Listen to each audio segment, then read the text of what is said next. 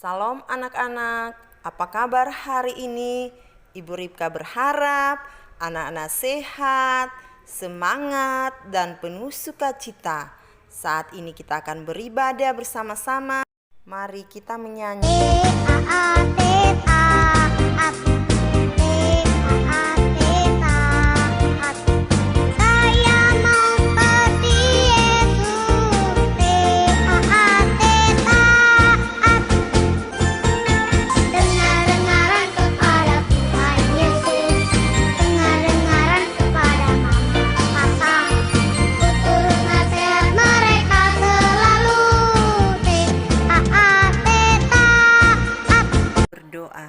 Tuhan Yesus, terima kasih. Tuhan Yesus sudah pimpin kami. Sekarang kami mau beribadah. Tuhan Yesus berkati dan pimpin kami. Dalam nama Tuhan Yesus kami berdoa. Amin. Kita akan mendengarkan cerita firman Tuhan tentang Samuel. Adalah seorang perempuan yang baik yang bernama Hana dan suaminya bernama Elkana. Mereka taat kepada Tuhan dan suka memuji Tuhan serta menunjukkan kebaikan kepada orang-orang lain. Tetapi ada sesuatu yang kurang dalam hidup Hana. Dia tidak dapat memiliki seorang anak karena Hana mandul. Dia menginginkan seorang bayi. Oh, betapa dia sangat menginginkan seorang bayi. Dia menunggu, berdoa, berharap, dan menunggu lebih lama. Tidak ada bayi yang lahir. Setiap tahun Hana dan suaminya pergi untuk berdoa, sujud menyembah dan mempersembahkan korban kepada Tuhan semesta alam di rumah Tuhan di Silo. Di sana yang menjadi imam Tuhan ialah Eli dan kedua anaknya Hofni dan Pinehas. Pada suatu kali setelah mereka habis makan dan minum di Silo, berdirilah Hana sedang Imam Eli duduk di kursi dekat tiang pintu bait suci Tuhan, dan dengan hati pedih ia berdoa kepada Tuhan sambil menangis terseduh-seduh. Kemudian bernazarlah ia, katanya, Tuhan semesta alam, jika sungguh-sungguh Engkau memperhatikan sengsara hamba-Mu ini, dan mengingat kepadaku dan tidak melupakan hamba-Mu ini, tetapi memberikan kepada hamba-Mu ini seorang anak laki-laki, maka aku akan memberikan anak itu kepada Tuhan untuk seumur hidupnya, dan pisau cukur tidak akan menyentuh kepalanya. Ketika perempuan itu terus-menerus berdoa di hadapan Tuhan, maka Imam Eli mengamat-amati mulut perempuan itu, dan karena Hana berkata-kata dalam hatinya dan hanya bibirnya saja yang bergerak-gerak, tetapi suaranya tidak kedengaran, maka Eli menyangka perempuan itu mabuk. Lalu kata Eli kepadanya, "Berapa lama lagi engkau mabuk? Lepaskanlah dirimu daripada mabukmu." Bukan tuanku, aku seorang perempuan yang sangat bersusah hati. Anggur ataupun minuman yang memabukkan tidak kuminum, melainkan aku mencurahkan isi hatiku di hadapan Tuhan. Janganlah anggap hamba-Mu ini seorang perempuan dursila, sebab karena besarnya cemas dan sakit hati aku berbicara demikian lama. Pergilah dengan selamat, dan Allah Israel akan memberikan kepadamu apa yang kau minta daripadanya. kata-kata Eli memberikan harapan kepada Hana. Dengan segera sukacita memenuhi hati Hana. Tuhan ingat kepada Hana dan menjawab doanya. Setahun kemudian mengandunglah Hana dan melahirkan seorang anak laki-laki. Ia menamai anak itu Samuel, sebab katanya, Aku telah memintanya daripada Tuhan. tetapi akankah Hana ingat akan Tuhan dan janjinya kepada Tuhan?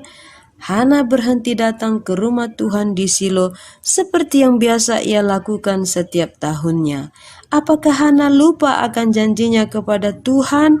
Hana berkata kepada suaminya, Nanti apabila anak ini cerai susu, aku akan mengantarkan dia, maka ia akan menghadap ke hadirat Tuhan dan tinggal di sana seumur hidupnya. Setelah perempuan itu menyapi anaknya, dibawanyalah dia dengan seekor lembu jantan yang berumur 3 tahun, 1 epa tepung dan sebuyung anggur. Lalu diantarkannya ke dalam rumah Tuhan di Silo. Tuhan menghargai iman Hana yang sangat besar. Sesudah Samuel, Tuhan memberikan lagi kepadanya 3 orang anak laki-laki dan 2 orang anak perempuan. Setiap tahun Hana pergi ke rumah Tuhan di Silo untuk memuji Tuhan dan untuk membawakan jubah baru yang dibuatnya sendiri untuk Samuel. Samuel menjadi pelayan Tuhan, ia menolong Imam Eli dalam melayani Tuhan. Anak-anak Imam Eli, Hofni dan Fineas juga ikut melayani Tuhan. Samuel anak yang rajin sekali bekerja. Ia jujur, suka mendengarkan nasihat. Dia rajin membersihkan rumah Tuhan, suka membantu Bapak Eli. Sedangkan Hofni dan Fineas meskipun sudah besar, mereka malas, pemarah, tidak jujur, tidak menghormati Tuhan, rakus. Mereka suka mencuri daging persembahan milik Tuhan. Mereka berbuat jahat di hadapan Tuhan. Mereka tidak mau mendengarkan nasihat orang tua mereka.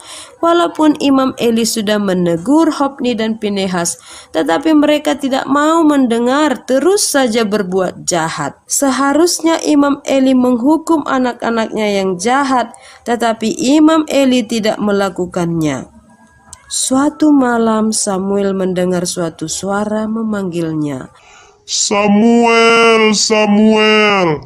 Dan ia menjawab, Ya, Bapa. lalu berlarilah ia kepada Eli serta katanya, Ya, Bapa, bukankah Bapa memanggil aku? Tetapi Eli berkata, Aku tidak memanggil, tidurlah kembali. lalu pergilah ia tidur, dan Tuhan memanggil Samuel sekali lagi. Samuel pun bangunlah lalu pergi mendapatkan Eli serta berkata, Ya, Bapa, bukankah Bapa memanggil aku? Aku tidak memanggil anakku, tidurlah kembali. Samuel belum mengenal Tuhan, firman Tuhan belum pernah dinyatakan kepadanya, dan Tuhan memanggil Samuel sekali lagi untuk ketiga kalinya. Ia pun bangunlah lalu pergi mendapatkan Eli serta katanya, Ya, Bapa, bukankah Bapa memanggil aku? Lalu mengertilah Eli bahwa Tuhanlah yang memanggil anak itu. Sebab itu berkatalah Eli kepada Samuel, Pergilah tidur, dan apabila ia memanggil engkau, katakanlah, berbicaralah Tuhan, sebab hambamu ini mendengar. Maka pergilah Samuel dan tidurlah ia di tempat tidurnya.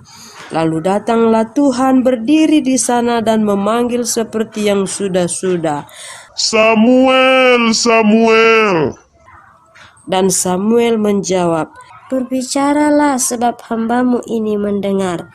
Lalu berfirmanlah Tuhan kepada Samuel, Ketahuilah, aku akan melakukan sesuatu di Israel, sehingga setiap orang yang mendengarnya akan bising kedua telinganya. Pada waktu itu aku akan menepati kepada Eli segala yang telah kupirmankan tentang keluarganya dari mula sampai akhir.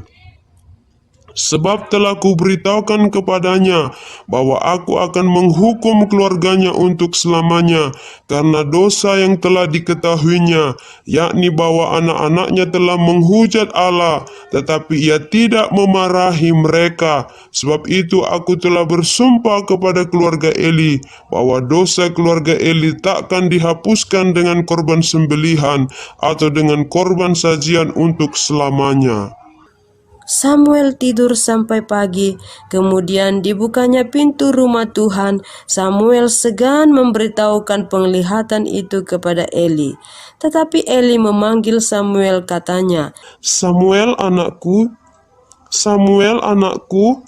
Jawab Samuel, Ya, Bapa. Apakah yang disampaikan kepadamu?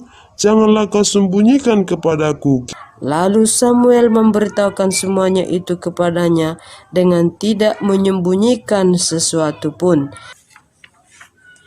Ini adalah pesan yang sangat mengerikan. Tuhan akan menghancurkan semua keluarga Eli karena Hofni dan Fineas sangat jahat dan Imam Eli tidak memarahi mereka. Peringatan Tuhan menjadi kenyataan. Selama peperangan dengan orang-orang Filistin, Hofni dan Pinehas tewas. Ketika Imam Eli mendengar anak-anaknya sudah mati dan tabut Allah sudah dirampas, ia jatuh dari tempat duduknya, lehernya patah dan ia mati hari itu juga bersamaan dengan kematian anaknya. Anak-anak, mari kita berdoa. Tuhan Yesus, terima kasih kami telah mendengar cerita tentang Samuel yang dengar-dengaran dan taat. Kami mohon Tuhan tolong kami supaya kami juga taat dan dengar-dengaran kepada orang tua, kakak, dan juga kepada ibu guru. Di dalam nama Tuhan Yesus kami berdoa. Amin.